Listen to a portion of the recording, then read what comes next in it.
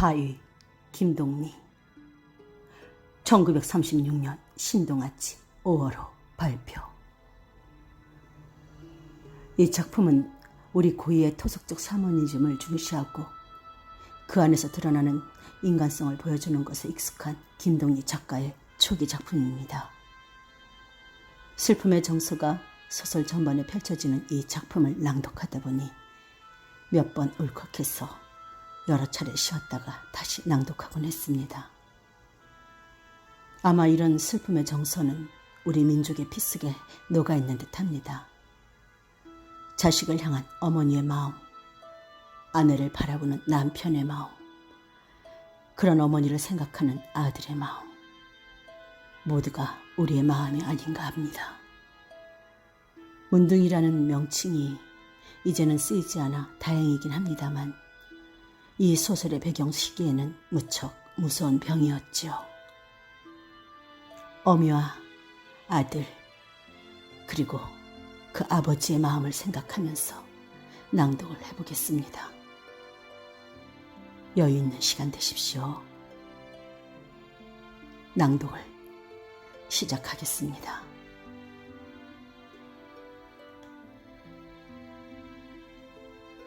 바위 김동리. 북쪽 하늘에서 기러기가 울고 온다. 가을이 온다. 밤이 되어도 반딧불이 날지 않고 은하수가 점점 하늘 한복판으로 흘러내린다. 아무 데서나 쓰러지는 대로 하룻밤을 세울 수 있던 집 없는 사람들에게는 기러기 소리가 반갑지 않다. 읍내에서 가까운 기차다리 밑에는 한때의 병신과 거지와 문둥이들이 모여있다. 거적으로 발을 싸고 누운 자, 몸을 모래에 묶고 누운 자, 혹은 포대로 어깨를 두르고 앉은 자, 그들은 모두 가을이 오는 것이 근심스럽다. 이젠 밤울은 꽤 싸늘해.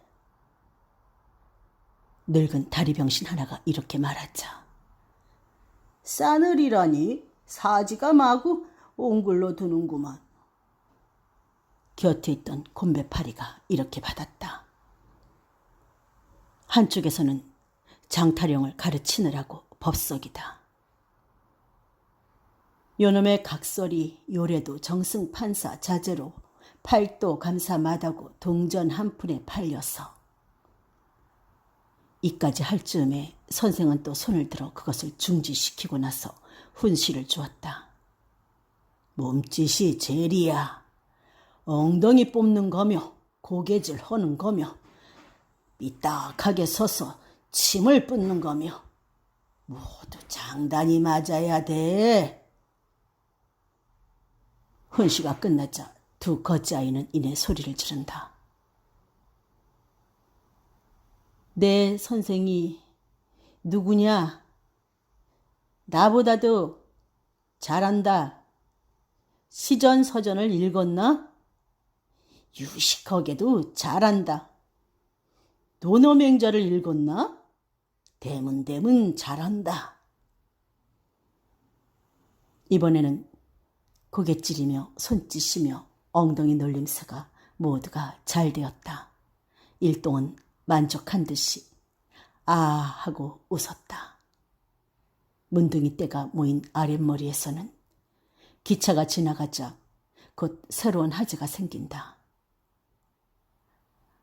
아주모이 아들 소문 자주 듣는겨? 아주모이는 고개만 두른다. 그녀는 같은 무리 중에서도 제일 신참자이다. 한참 동안 침묵, 검은 우울만이 그들을 싸고 있다. 참, 인제 외놈들이 풍병든 사람들을 다 죽일 거라더군. 설마 죄 없는 사람들을 죽이려고. 마을에서 온 아주머니가 대꾸하였다.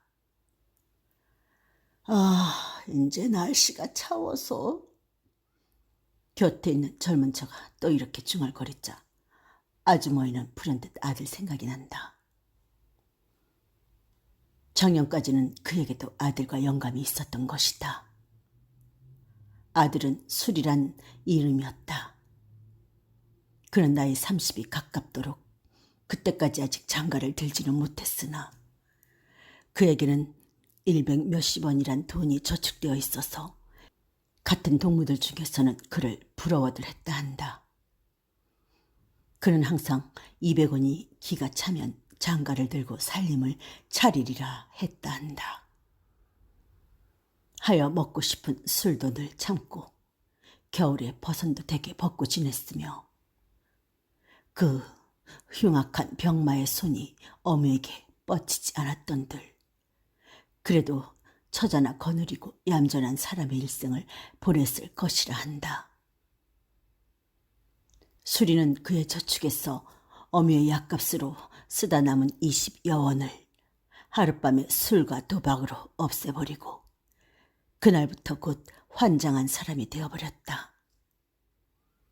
두 눈에 핏대를 세워 거리에 돌아다니며 마을 사람들을 공연히 욕하고 싸우고 그의 어미의 토막에다 곧잘 불을 놓으려 들고 하다가 금년 이른봄 나뭇가지에 음이 틀 무렵 표현이 어디로 떠나버린 것이라 한다. 아들을 잃은 영감은 날로 더 거칠어져 갔다. 밤마다 술이 취해와서는 아내를 때렸다. 때로는 여러 날씩 아내의 밥을 얻어다 줄 것도 잊어버리고 노상 죽어버리라고만 졸랐다. 그만 자빠지라문. 나도 근력이 이만할 때라사 묻어놔 주지. 아내는 이 말을 들을 때마다 몹시 울었다. 몇 달 전까지만 해도 그는 아내와 함께 남의 집 횡랑살이에서 쫓겨나와 마을 뒤에 조그만 토막을 지어 아내를 있게 하고 자기는 집집마다 돌아다니며 날품도 들고 술집 심부름도 하여 얻어온 밥과 술과 고기, 부스러기 같은 것을 그녀에게 권하며 먹기나 낫게 먹어라 측은한 듯이 혀를 차곤 하던 그가 아니던가. 금년 이른 여름 보리가 무르익히 팰 때다. 먼 마을에서는 늑대가 아이를 업어갔다는 둥, 어느 보리밭에는 문둥이가 있다는 둥 흉흉한 소문이 마을에 퍼질 무렵이었다. 영감은 술에 취해서 아내의 토막을 찾아왔다. 그의 품속에는 비상 섞인 찰떡 한 뭉치가 신문지에 쌓여 들어있었다. 그것은 저녁 때였다. 아내는 거정문을 열어놓고 모지라진 숟가락으로 사발에 말라붙은 된장찌개를 긁고 있었다. 영감을 붙자 손을 들어 낯에 엉기는 파리떼를 날리며 우는 상으로 비죽이 웃어 보였다. 허흠.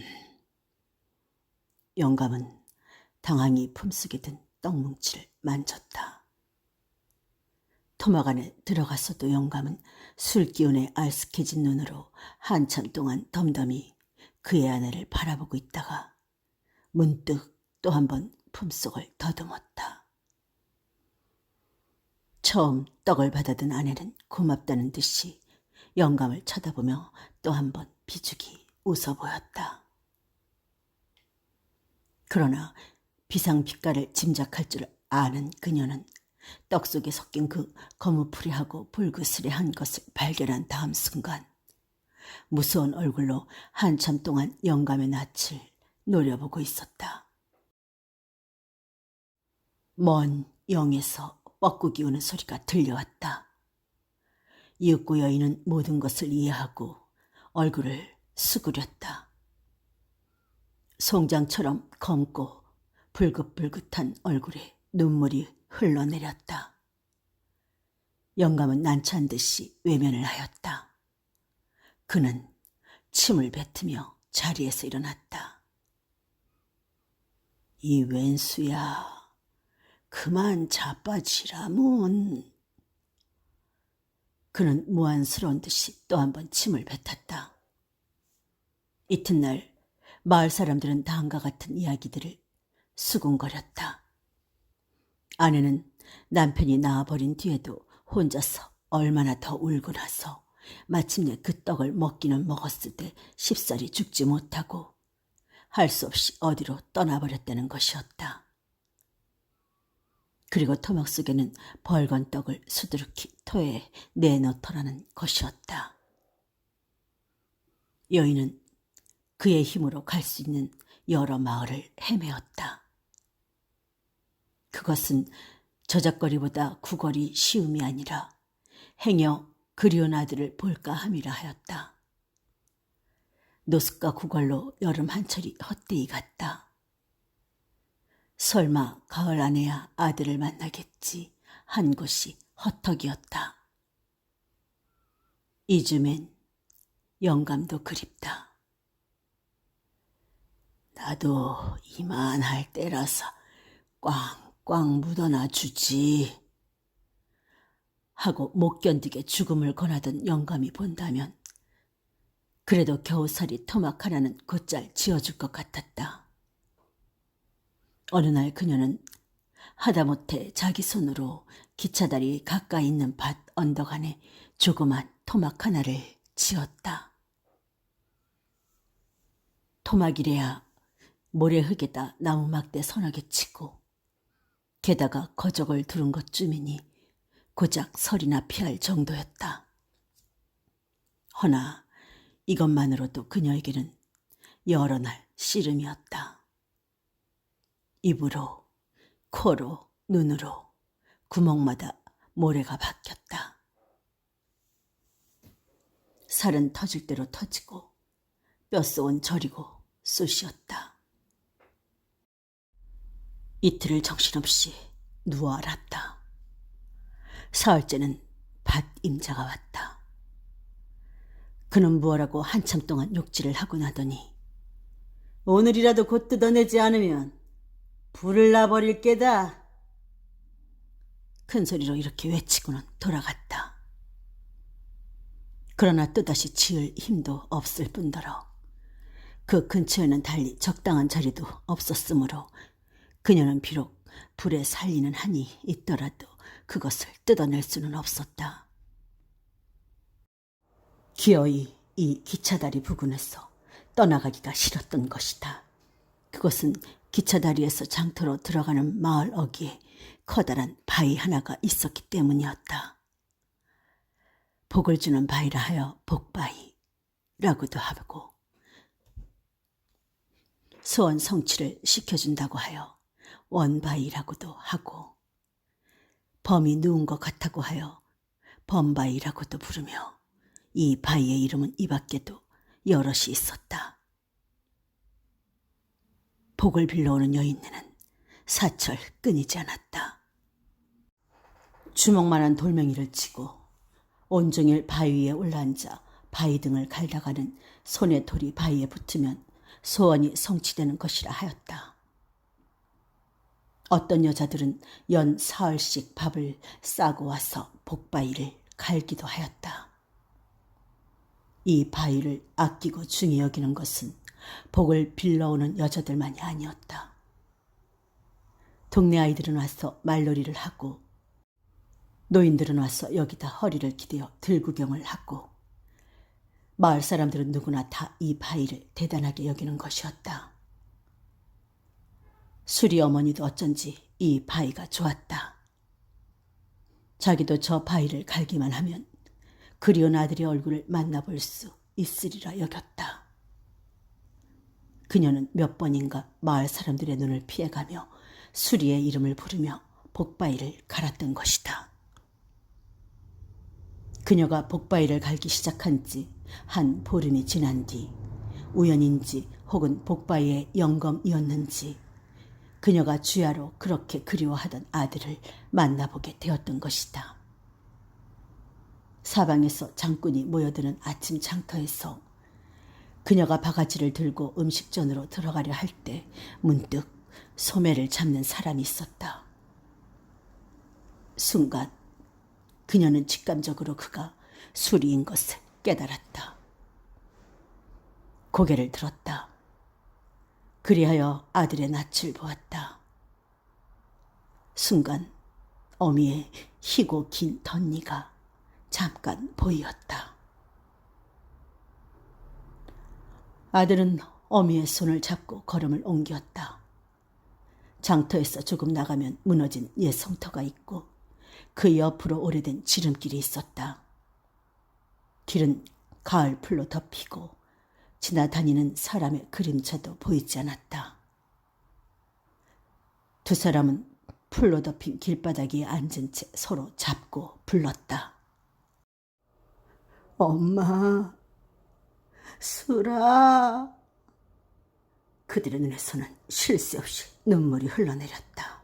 엄마, 어디서 어째 지냈노? 어째 살았노? 엄마. 어미는 긴 덧니를 젖히며 자꾸 울기만 하였다. 피와 살은 썩어가도 눈물은 역시 옛날과 변함없이 많았다. 엄마, 날 얼마나 찾았는겨? 얼마나? 수리는 어머니의 무릎에 얼굴을 묻으며 목을 놓고 울었다. 길바닥 자풀 속에 섞여 핀 돌 메밀꽃 위에 빨간 고추쟁이 한 마리가 날아와 앉았다. 길 건너 언덕에서는 알록달록한 뱀 한 마리가 돌틈으로 들어가고 있었다.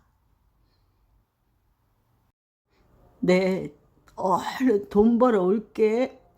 엄마, 나하고 살자. 내 돈 벌어 올 때까지 부대 죽지 마라. 아들은 어미의 어깨와 팔을 만져주며 이렇게 당부했다. 그의 붉은 두 눈에서는 하염없는 눈물이 자꾸 솟아나왔다. 그들은 다시 장터로 들어갔다. 수리는 주머니에서 돈 성냥 반을 털어 어미의 손에 잡혀주며 한 사나흘 뒤에 다시 찾아오기로 약속하고 떡전에서 헤어졌다. 해는 벌써 설핏하였다. 사람들은 바쁜 듯이 소리를 지르며 오고 가고 하였다. 소를 물고 오는 사람, 나무를 치고 가는 사람, 아이를 등에 업은 채 함지에 무엇인지 담아 이고 섰는 여자, 자전거를 타고 달리는 소년, 인력거위에 앉아 흔들거리며 가는 학감하짜리. 그들은 혹은 짓거리고 웃고 혹은 멱살을 잡고 싸우고 혹은 무엇을 먹으며 울고 벌떼처럼 쏘알거리고 들끓는 속에 그는 고개를 수그린 채 어정거렸다. 복바이 지나 기차 딸이. 그는 혼자서 몇 번이나 입속으로 이렇게 중얼거리며 빈 지게를 등에 걸친 채 장터를 서성거렸다. 그는 오래간만에 읍내장에 들어와서 아주 그의 아버지의 소식도 알고 나갔으면 하는 것이었다. 그러나 아무도 그에게 똑똑한 소식을 전해주는 사람은 없었다. 중풍으로 반신불수가 되어 거리에 돌아다닌다고도 하고 천만에 걸려 헐떡이며 읍내 어느 주막에서 심부름을 해주고 있다고도 하고 하나도 시원한 소식은 없었다. 수리 어머니는 아들을 한번 만나보고 난 뒤부터는 아들 생각이 더 간절해졌다. 그녀는 날마다 장터에 기웃거리며 돌아다니고 있었다. 그러나 아들은 제가 약속한 사날이 지나고 보름이 지나고 한 달이 지나도 나타나지 않았다. 그럴수록 다만 한 가지 믿고 의지할 것은 저 바위뿐이었다. 저 복바위가 저대로 땅에 있는 날까지는 언제든 그의 아들을 만날 수 있을 것이며 그리고 자기의 병도 어쩌면 아주 고칠 수 있을는지도 모른다고 생각하였다. 그저 비가 오나 눈이 오나 복바위 복바위만 갈아라. 그녀는 사람들이 다 잠든 밤이면 그 아프고 무거운 몸을 끌고 언제나 남몰래 바위를 찾아와 어루만지는 것이었다. 그러나 이번에는 복바위의 영검이 먼저와 같이 그렇게 쉽사리 나타나지 않았다. 이것은 아마 그녀가 언제나 캄캄한 어둠 속에서만 갈아서 이 복바위가 잘 응해주지 않는 것이라고 생각하였다. 그래 그 이튿날부터는 사람들이 보지 않는 틈을 타서 될 수 있는 대로 낮에 갈기로 하였다. 그러나 이와 같이 낮에 사람의 눈을 피하기란 지극히 어려웠다. 그날도 그녀는 역시 자기의 아들을 만나게 해달라고 바위를 갈고 있다가 마을 사람의 눈에 띄게 되었다. 어느덧 새끼줄이 몸에 걸리는가 하더니 그녀의 몸은 곧 바위 위에서 떨어졌다. 그리하여 다리 밑까지 새끼줄에 걸린 채 개가 치끌려 갔을 때는 온몸이 터져 피투성이가 되고 의식조차 잃고 있었던 것이다. 나중 간신히 정신을 차려 눈을 떠보았을 때 동소임은 물을 길어다 바위를 씻고 있었다. 그 뒤부터 여인은 언제나 이 바위 곁을 지날 적마다 발을 멈추고 한참 동안 그것을 물끄러미 바라보는 것이었다. 곁에 오면 절로 발이 붙는 것도 같았다. 그녀에게 있어서는 바위가 한없이 그립고 아쉽고 그리고 원망스럽고 밉살머리스럽기도 하였다. 자기의 모든 행복과 불행이 전부 다 저 바위에 매인 것만 같이 생각되었다.